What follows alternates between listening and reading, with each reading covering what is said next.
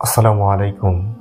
কিয়ামত যেটি একটি চিরন্তন সত্য ঘটনা এবং চরম সত্য ঘটনা, এটি ঘটবেই। এটি থেকে আমরা কেউ পালাতে পারবো না, কেউ বাঁচতে পারবো না। আমি এর আগের ভিডিওতে কিয়ামতের 10টি ছোট আলামত নিয়ে আলোচনা করেছিলাম। আমি আজকের ভিডিওতে কিয়ামতের 10টি বড় আলামত নিয়ে আলোচনা করব। হযরত হুরায়রা রাদিয়াল্লাহু তাআলা আনহু হইতে বর্ণিত, একদা আমাদের মাঝে রাসূল সাল্লাল্লাহু আলাইহি সাল্লাম উপস্থিত হলেন। তখন আমরা কিয়ামত সম্পর্কে আলোচনা করছিলাম। তখন রাসূল সাল্লাল্লাহু আলাইহি সাল্লাম বললেন, যতক্ষণ পর্যন্ত না এই 10টি আলামত প্রকাশ পাবে ততক্ষণ পর্যন্ত কিয়ামত সংঘটিত হবে না। এক, ইমাম মাহদী আলাইহিস সালামের এই পৃথিবীতে আত্মপ্রকাশ। হযরত ইমাম মাহদী আলাইহিস সালাম এই পৃথিবীতে আগমনের পরই কিয়ামতের ক্ষণ গণনা শুরু হয়ে যাবে। কিয়ামতের 10টি বড় আলামতের মধ্যে তিনি প্রথম বড় আলামত।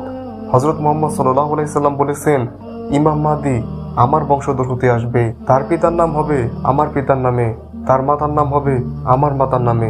বিভিন্ন হাদিসে বর্ণিত হয়েছে, হযরত ইমাম মাহদী আলাইহিস সালাম এই পৃথিবীতে আগমনের পর তিনি এই পৃথিবীতে থাকবেন 7 বছর, 8 বছর অথবা 9 বছর। তিনি এই পৃথিবীতে আত্মপ্রকাশের পর এই পৃথিবীর সকল জুলুম এবং অত্যাচার দূর করে এই পৃথিবীতে ন্যায় এবং ইনসাফ কায়েম করবেন। 2, দাজ্জালের আগমন।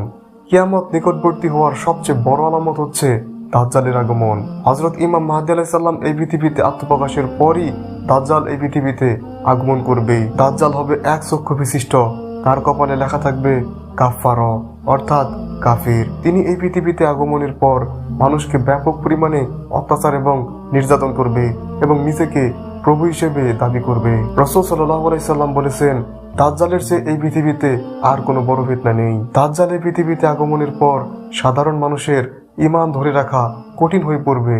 3, হযরত ঈসা আলাইহিস সালামের এই পৃথিবীতে আগমন। দাজ্জালের ফিতনা যখন সারা পৃথিবীতে ব্যাপকভাবে ছড়িয়ে পড়বে তখন মুসলমানদেরকে দাজ্জালের ফিতনা থেকে মুক্তি দিতে হযরত ঈসা আলাইহিস সালাম এই পৃথিবীতে আগমন করবেন। তিনি এই পৃথিবীতে আগমনের পর দাজ্জালকে হত্যা করবেন। এরপর তিনি কুরআন দ্বারা অর্থাৎ শরিয়া দ্বারা পুরো পৃথিবী শাসন করবেন। 4, 3টি বড় বড় ভূমিধস হবে। উম্মে সালমা হতে বর্ণিত, তিনি বলেন, আমি রাসূল সাল্লাল্লাহু আলাইহি সাল্লামের কাছ থেকে শুনেছি যে আমি চলে যাওয়ার পরই এই পৃথিবীতে 3টি বড় বড় ভূমিধস হবে। একটি হবে পূর্বাঞ্চলে, একটি হবে মধ্যাঞ্চলে এবং আরেকটি হবে আরব উপদ্বীপে। তখন আমি বললাম, হে আল্লাহর রাসূল, সৎ লোক এই পৃথিবীতে থাকা অবস্থায় কি এই 3টি বড় ভূমিধস হবে? তখন রাসূল সাল্লাল্লাহু আলাইহি সাল্লাম বললেন, যখন মানুষ বেশিরভাগ পাপ কাজের সাথে জড়িয়ে যাবে তখনই এই 3টি বড় ভূমিধস হবে। 5, ইয়াজুজ মাজুজের আগমন। ইয়াজুজ মাজুজ শব্দের অর্থ হচ্ছে দ্রুতগামী। তারা বর্তমানে কোনো একটি দ্বীপে বা পাহাড়ের মধ্যবর্তী স্থানে তারা আটকে আছে, অর্থাৎ তাদেরকে আটকে রাখা হয়েছে। তারা যখন এই পৃথিবীতে আগমন করবে তখন তারা সারা পৃথিবীতে দ্রুত ছড়িয়ে পড়বে। ইয়াজুজ মাজুজ ছিলেন হযরত আদম আলাইহিস সালামের বংশধর। সূরা কাহফে বর্ণিত হয়েছে, বাদশা জুলকারনাইন তাদেরকে একটি প্রাচীরের মধ্যে আবদ্ধ করে রেখেছে।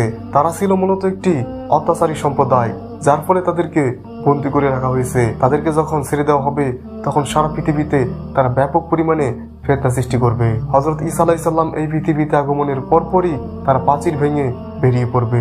6, এই পৃথিবীতে এক বিশাল বড় ধোঁয়া বের হবে।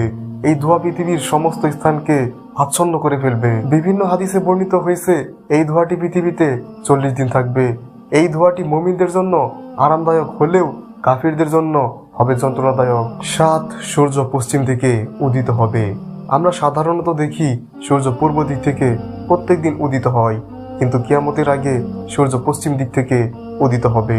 আর সূর্য পশ্চিম দিক থেকে উদিত হওয়ার মানেই তওবার দরজা বন্ধ হয়ে যাওয়া। শুধু তওবার দরজা বন্ধ হয়ে যাবে তাই নয়, তখন আল্লাহ তাআলা কোরআনের সকল আয়াত উঠিয়ে নেবেন। 8, দাব্বাতুল আরদ নামে একটি জন্তু বের হবে। আর এই জন্তুটি বের হবে সূর্য যখন পশ্চিম দিকে উদিত হবে তার পরপরই। এই প্রাণীটি মানুষের সাথে কথা বলতে পারবে। এই প্রাণীটি যারা মুমিন বান্দা তাদের কপালে মুমিন এবং যারা কাফির বান্দা তাদের কপালে কাফির লিখে দেবে। 9, কিয়ামতের আগে একটি কোমল বাতাস মুমিন বান্দাদের জান কবজ করে নেবে। হাদিসে বর্ণিত হয়েছে, দক্ষিণ দিক থেকে একটি কোমল বাতাস প্রবাহিত হবে আর এই বাতাসটি মুমিন বান্দাদের বগলে লাগবে। আর বগলে লাগার পর তাদেরকে আল্লাহ তাআলা উঠিয়ে নেবেন। এই বাতাসের মাধ্যমে আল্লাহ তাআলা মুমিন বান্দাদেরকে উঠিয়ে নেওয়ার পর এই পৃথিবীতে থাকবে শুধু নিকৃষ্ট লোক, আর তাদের উপরই কিয়ামত ঘটবে। 10, ইয়েমেন থেকে একটি আগুন বের হবে।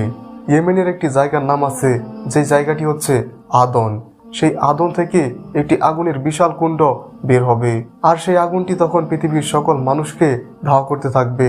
তাদেরকে ধাওয়া করতে করতে হাসরের ময়দানের দিকে ধাবিত করতে থাকবে। এরপর মানুষ হাসরের ময়দান বা সমাবেশের মাঠে সবাই একত্রিত হয়ে যাবে। এই ছিল কিয়ামতের 10টি বড় আলামত। আমরা এর আগে কিয়ামতের ছোট 10টি আলামত নিয়ে আলোচনা করেছি। আজকের ভিডিওতে আমরা কিয়ামতের 10টি বড় আলামত সম্পর্কে আলোচনা করলাম।